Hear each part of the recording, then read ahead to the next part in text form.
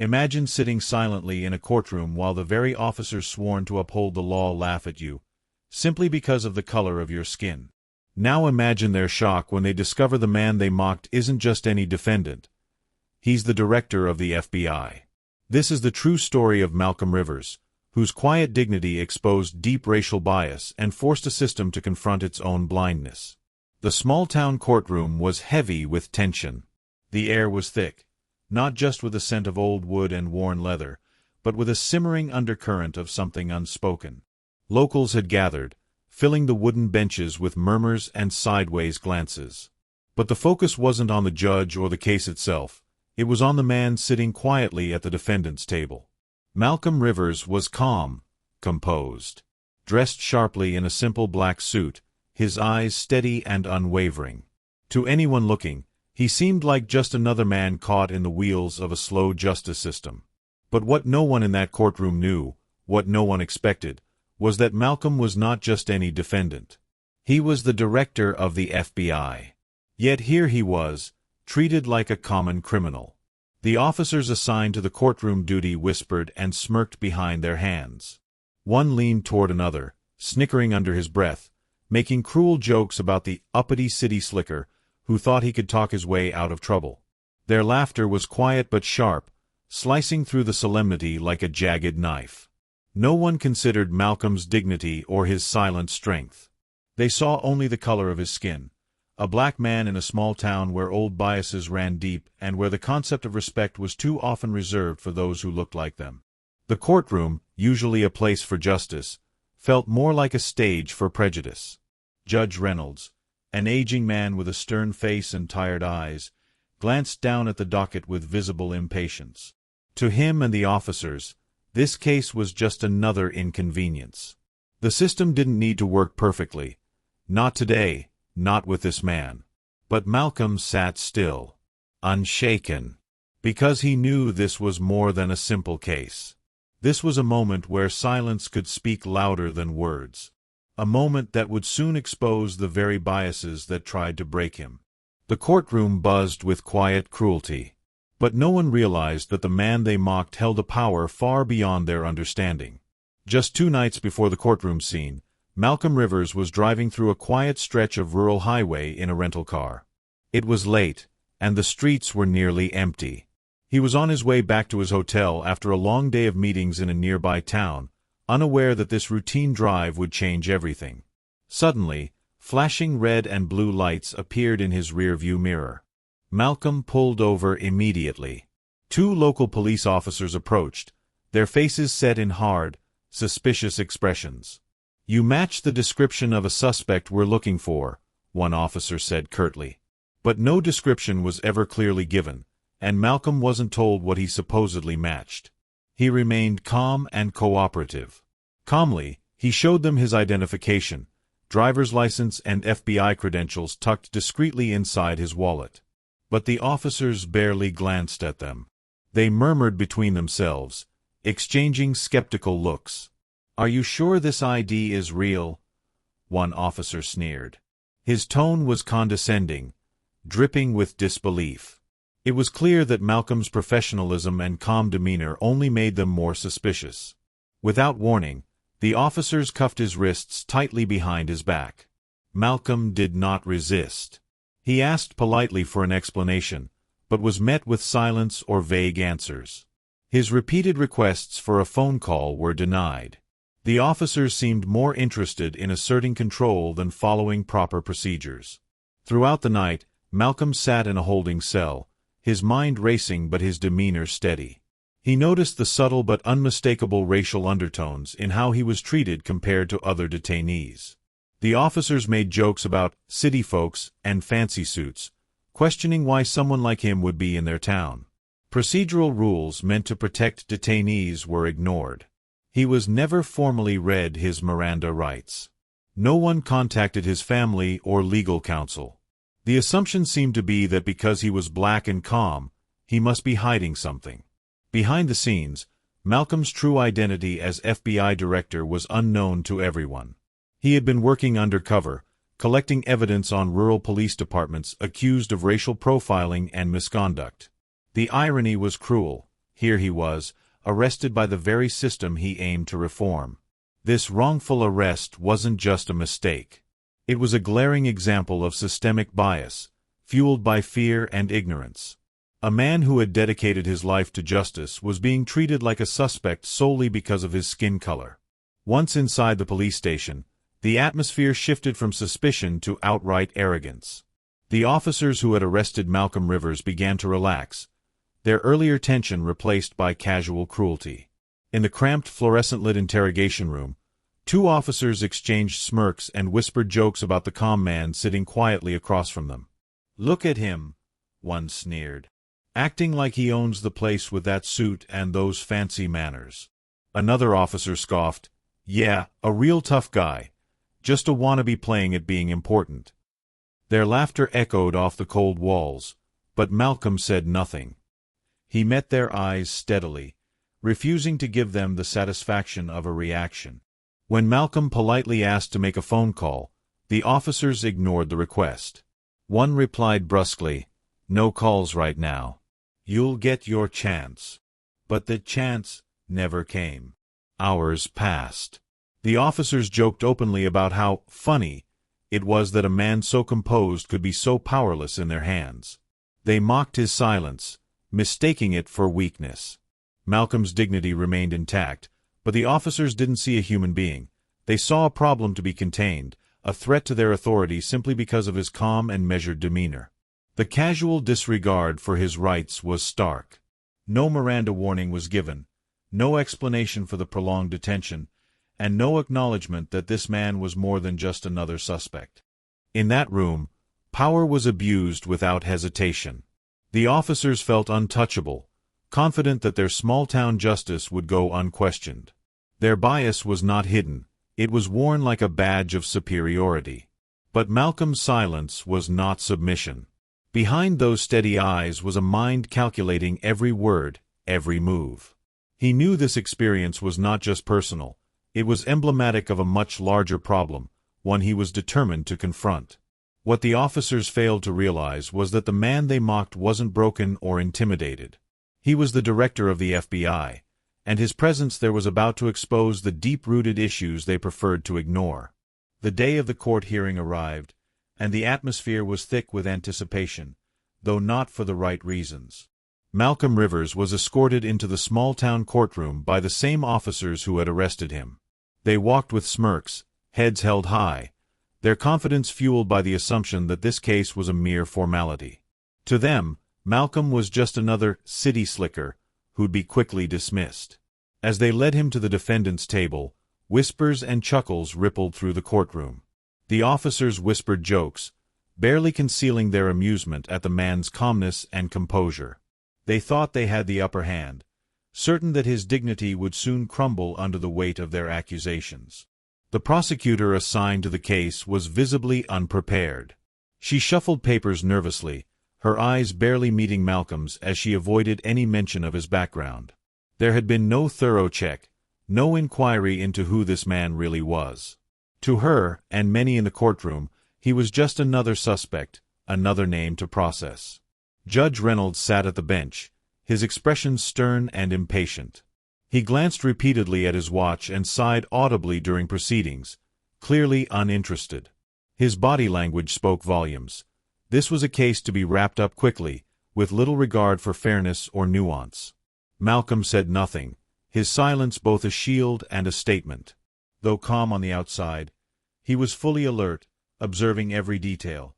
The subtle bias in the prosecutor's tone, the judge's dismissive gestures, the officer's barely concealed smirks. He understood the game being played, and the stakes were higher than anyone in that room realized.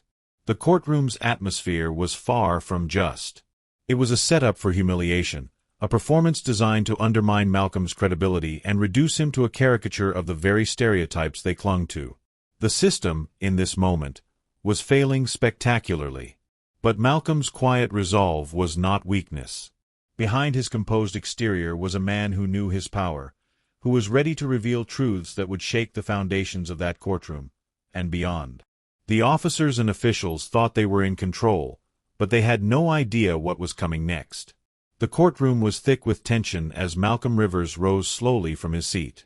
For the first time, he broke his silence, not with anger or frustration, but with calm authority that commanded every eye in the room. "Your Honor," Malcolm began, his voice steady and clear, "I am Malcolm Rivers, Director of the Federal Bureau of Investigation." A collective gasp rippled through the courtroom. The judge blinked, momentarily taken aback. The officers who had so confidently paraded him into this courtroom now shifted uncomfortably in their seats. Whispers broke out among the spectators, their earlier laughter replaced by stunned silence. Malcolm continued, "I was here undercover, investigating allegations of racial profiling and misconduct within certain rural law enforcement agencies. The very system I serve to uphold has, in this instance, failed me." Before anyone could respond, a U.S. Marshal stepped forward, holding official documents and a badge. "Your Honor, I can confirm Director Rivers' identity," he said firmly, presenting credentials for the court to see. The judge adjusted his glasses, studying the evidence with a new gravity. "This changes everything," he admitted, his tone a mixture of regret and disbelief. The officers who had arrested Malcolm exchanged looks of shame and embarrassment. The smirks were gone, replaced by a silent acknowledgment of their grave mistake. Some lowered their heads, unable to meet the eyes of the man they had wrongfully detained. Malcolm's revelation exposed a harsh truth. Despite his high position and impeccable record, he was not immune to the racial biases ingrained in the system. The courtroom, which had been a stage for prejudice, was now a mirror reflecting the very injustice Malcolm sought to combat. Family members of the general watching the proceedings murmured among themselves, their expressions shifting from confusion to respect. Even the prosecutor, previously dismissive, now looked at Malcolm with newfound respect. "This moment," Malcolm said quietly, "is a painful reminder that racial bias in law enforcement can reach even the highest levels of our country. But it also presents an opportunity for accountability and change." The judge nodded solemnly. "We must ensure that justice is not just a word, but a reality for everyone," he said. As the courtroom emptied, conversations sparked about the wider implications of the case. News crews who had arrived for the trial began recording, eager to share the extraordinary story. Malcolm's dignified stance and unwavering courage had turned what was meant to be a moment of humiliation into a powerful statement against systemic racism. The officers involved were placed under immediate investigation, and the case marked the beginning of a broader movement toward reform. The courtroom, once filled with mockery, now echoed with the sound of truth. The moment the courtroom doors closed behind Malcolm Rivers, the wheels of accountability began to turn swiftly. Within hours, the police department at the center of the incident launched an internal investigation into the officers involved. The glaring evidence of misconduct left little room for hesitation. Several officers were immediately suspended pending further inquiry. Among them was the lead officer, whose mocking behavior and blatant racial bias had been captured in witness statements and audio recordings. His actions were deemed not only unprofessional but dangerous, endangering the safety and dignity of a man who had devoted his life to justice. As the investigation deepened, additional complaints surfaced from the community. Stories of discrimination, abuse of power, and systemic failures that had long been ignored. The scandal was no longer an isolated incident. It was a symptom of a larger, entrenched problem. The media quickly picked up the story, and national outrage exploded across social platforms and news outlets. Headlines screamed of "racist cop exposed" and "FBI director wrongfully arrested." Public opinion surged in support of Malcolm Rivers, and demands for reform grew louder than ever. Major networks sent reporters to the town, interviewing community members, legal experts, and civil rights activists. Social media campaigns trended under hashtags like #JusticeForMalcolm and #EndRacialBias, amplifying voices that called for sweeping change in law enforcement policies. In response, the FBI issued a strong statement condemning racial bias within police departments nationwide. The agency reaffirmed its commitment to rooting out discrimination and holding all officers accountable, regardless of rank or location. FBI Director Rivers himself addressed the public in a powerful press conference. He spoke of his experience not as a moment of personal humiliation but as a call to action. If I, the director of the FBI, can be subjected to this treatment, imagine the countless others who suffer in silence, he said. We must confront these injustices head-on and transform our systems to ensure fairness and respect for every individual. The fallout didn't stop with suspensions and firings. The police department announced plans to implement mandatory anti-bias training, increase transparency, and invite independent oversight committees to monitor conduct. Local government officials pledged support for these reforms, acknowledging that trust between law enforcement and the community needed urgent repair. Civil rights organizations seized the moment to push for legislative changes aimed at preventing similar abuses in the future. They called for nationwide databases tracking officer misconduct, stronger consequences for violations, and better support systems for victims. The ripple effects extended beyond this small town, inspiring conversations and initiatives across the country. Malcolm Rivers' wrongful arrest became a catalyst for renewed efforts to challenge systemic racism within the justice system. Though the journey toward true equality is far from over, this case marked a crucial step forward, proof that accountability can be demanded, and change is possible when courage meets conviction. After the dust settled and the national spotlight intensified, Malcolm Rivers stepped forward once again, but this time not as a defendant, but as a leader demanding change. In a calm, authoritative public address, Director Rivers spoke directly to the American people and law enforcement agencies alike. His words carried the weight of experience and the hope of progress. This experience was painful, he began, but it also opened my eyes to a truth many of us have long known. Racial bias in policing is a deep-rooted problem that affects lives across the nation. No one, regardless of their position or status, should ever face discrimination or injustice. He acknowledged the bravery of the witnesses who stood up during his trial and thanked those who demanded accountability. Their courage shows us the path forward. But Rivers didn't stop at reflection. He laid out a bold plan for systemic reform. As director of the FBI, I am announcing a series of nationwide audits focused on identifying and eliminating racial bias within law enforcement agencies, he declared. These audits will be transparent, thorough, and ongoing. We will hold departments accountable and ensure that every officer understands that injustice will no longer be tolerated. The message was clear and uncompromising. Racial injustice would face zero tolerance at every level of the justice system. Director Rivers also emphasized the importance of community engagement and rebuilding trust. Law enforcement must work hand in hand with the communities they serve. Only through mutual respect and understanding can we create safer, fairer environments for all. His statement sparked widespread support from civil rights groups, policymakers, and citizens alike. Many praised his courage, not only for exposing his own experience but for using it as a catalyst for meaningful change. Rivers ended with a powerful reminder: justice is not a privilege, it is a right. And it is our duty to ensure that right is protected for every person in this country. The redemption was not just personal. It was a call to action, a turning point in the fight against systemic racism. Through his leadership, the message echoed loud and clear: the era of silence and complacency was over. The path ahead would be challenging, but with unwavering commitment, justice and equality could finally move from promise to reality. Malcolm Rivers' story is a profound reminder of the power one person's quiet dignity can have in changing hearts, minds, and even entire systems. In a courtroom where he was mocked and dismissed, Malcolm stood firm, not with anger, but with unwavering calm and resolve. His presence alone challenged deep-seated prejudices, forcing those around him to confront uncomfortable truths about racial bias in law enforcement. His experience revealed a harsh reality. Respect is not something automatically granted by a badge or title.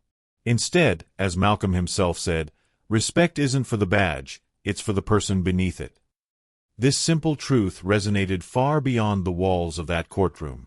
It became a rallying cry for justice, equality, and reform across the nation. What started as a moment of humiliation turned into a powerful catalyst for accountability. Malcolm's courage sparked investigations, inspired policy changes, and ignited conversations that had long been avoided. His leadership showed that systemic racism is not invincible, and that change begins with the bravery to stand up and speak out. As Malcolm walked out of the courthouse that day, the weight of injustice lifted from his shoulders. He was no longer just a man wrongfully accused. He was a symbol of hope, resilience, and progress. His victory was not only legal but deeply personal, a triumph of dignity over discrimination. This story reminds us all, standing firm in truth and humanity can dismantle walls of ignorance. One voice, one moment of courage, can echo through history and inspire a better future. In a world still struggling with division, Malcolm Rivers' journey lights the way forward. It's a call to recognize the humanity in everyone and to demand that justice is not a privilege for some, but a right for all.